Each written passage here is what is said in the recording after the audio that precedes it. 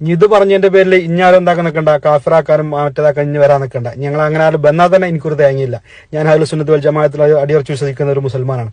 അതുകൊണ്ട് തന്നെ ഈ ജായി ചട്ടത്രയെ കണ്ടിട്ട് അതിനെപ്പറ്റി ഒന്നും പറയാൻ കഴിയുന്നില്ല.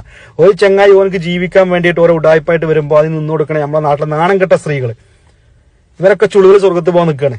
ഇവരെ വിചാരിച്ച് നിസ്കരിച്ചിലും കുഴപ്പമില്ല, നോമ്പെടുത്തിലും കുഴപ്പമില്ല. ഈ ചെങ്ങായിന്റെ നൂറ് ഹബീബ് നടക്കണ ഈ ചെങ്ങായിന്റെ അവിടെ പോയിട്ട് ഇരുന്ന് കഴിഞ്ഞാൽ, ആ കൊടിമരം പിടിച്ചാൽ അവിടെ പോയിട്ട് സ്വലാത്തിൽ ഇരുന്ന് കഴിഞ്ഞാൽ സ്വർഗം കിട്ടുമെന്ന് വിചാരിച്ചു തീർക്കുക. ഈ സ്വലാത്ത് മജ്ലിസിലേക്ക് പോകാൻ വേണ്ടിയിട്ട് ചിലപ്പോൾ അന്നത്തെ ലൂഹർ വരെ ഒഴിവാക്കിയിട്ടേക്കാരം ഈ ബല് ആ പരിപാടിക്ക് പോയിക്കുക. അതൊന്നും അവർക്ക് കുഴപ്പമില്ല. ഇതിൽ ഏറ്റവും കൂടുതൽ ബലിയാടാകുന്നത് നമ്മുടെ നാട്ടിലെ നാണം കെട്ട കുറെ സ്ത്രീകളാണ്. വെറുതെ അല്ല പറഞ്ഞിരിക്കുന്നത്, നരകത്തിലെ ഏറ്റവും കൂടുതൽ സ്ത്രീകളെ കണ്ട് പറഞ്ഞ് വെറുതെ അല്ല. ഞാൻ ഈ സ്ത്രീകളൊക്കെ പോകുന്ന വീട്ടിലത്തെ ആണുങ്ങളോടാ പറയണത്. കുറെ ഏറ്റവും കൂടുതൽ പെണ്ണുങ്ങളാണ് ഇതിൽ ബലിയാടാകണത്. ചുളുവിൽ സ്വർഗത്ത് പോകാൻ നിൽക്കുക.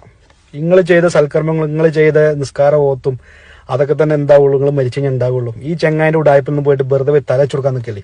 ഓനക്ക് ജീവിച്ചാൻ വേണ്ടി നടക്കുകയാണ്. പല ഉടായ്പകളും നടത്തി അതിലൊന്നും കഴിച്ചില്ലാതെ വന്നപ്പോൾ അവസാനമായിട്ട് അവൻ കണ്ടെത്തിയ ഒരു മാർഗ്ഗമാണ് മതം വെക്കുക. ഒരു പച്ച തുണിയും ഒരു പച്ച കൊടിയും വെച്ച് തലയിൽ കറുത്ത തൊപ്പിയും വെച്ച് കഴിഞ്ഞാൽ ഓൻ തങ്ങളെന്ന് നടക്കുക. വെറുതെ അതിലെന്താക്കില്ല നിങ്ങളെ തല വെച്ചു കൊടുക്കാൻ നിൽക്കല്ലേ.